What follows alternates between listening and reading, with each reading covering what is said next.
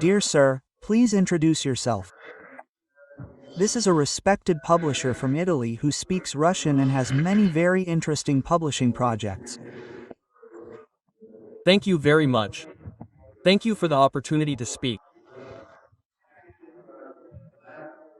I wanted to say that I'm a great friend of Russia, but also a patriot of Italy, a patriot of my country. And since I no longer have the opportunity after the start of the Second World War, I'm also a publisher and political scientist, and I'm no longer invited anywhere. We have extremely strict censorship. So, in short, I'm speaking as an Italian patriot. Why? Because I wanted to ask our leaders this question: don't lie.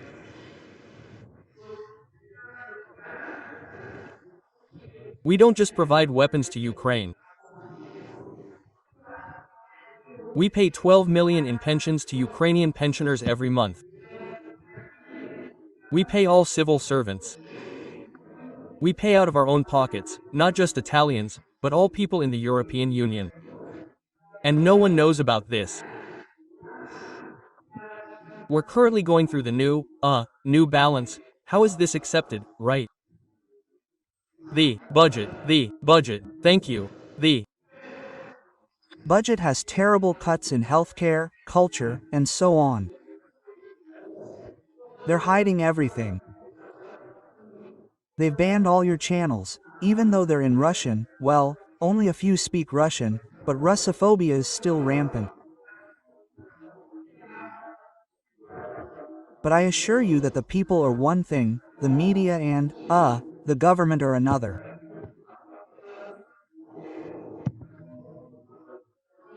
Then, there's this moment, like the great maestro Kusturica said about Oscar.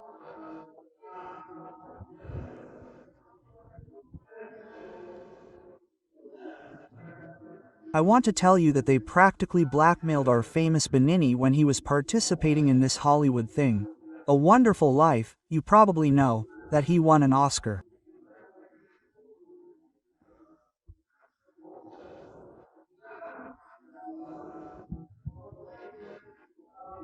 And then there was the scandal of liberating Auschwitz-Auschwitz. Since we're talking about history, the Americans, it wasn't just him doing it on purpose, he came up with it himself. They said, hey, listen, either the Americans, or you can forget about the Oscars in Hollywood.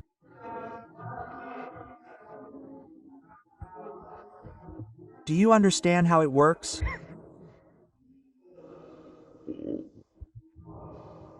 And the question is, fortunately, we have many more books about great Russian culture.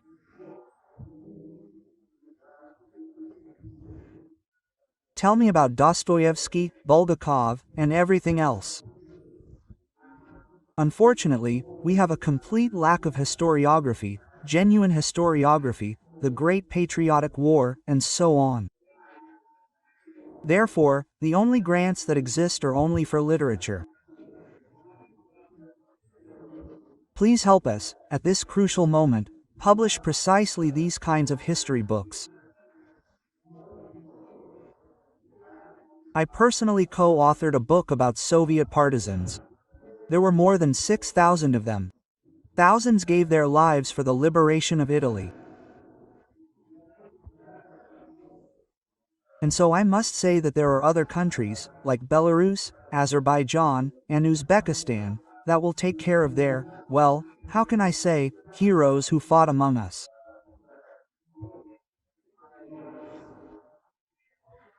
And this is also another thing that connects us and for which we should be grateful. Sorry for the rudeness, that I wasn't there, well, I just asked. So, thank you.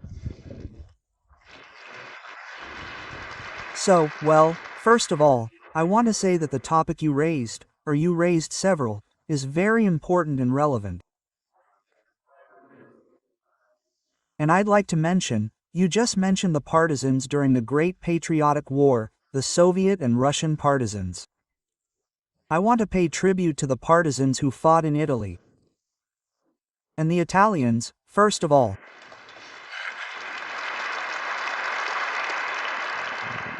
That's the first thing.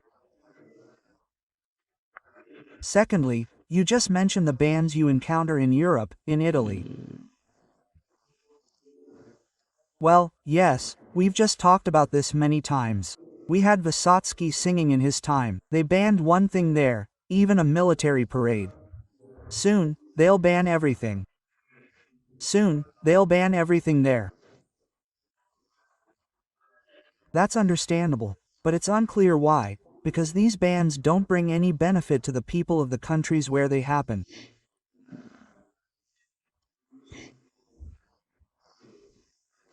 You asked if we know how it's done. As a former KGB officer, I know how it's done, but we don't do it.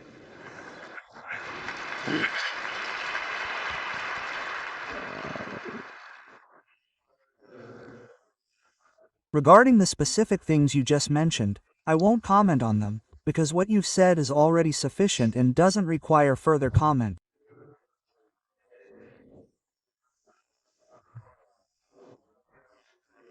As for support in preparing the materials you mentioned, and perhaps even working with the archives, of course, we'll do it.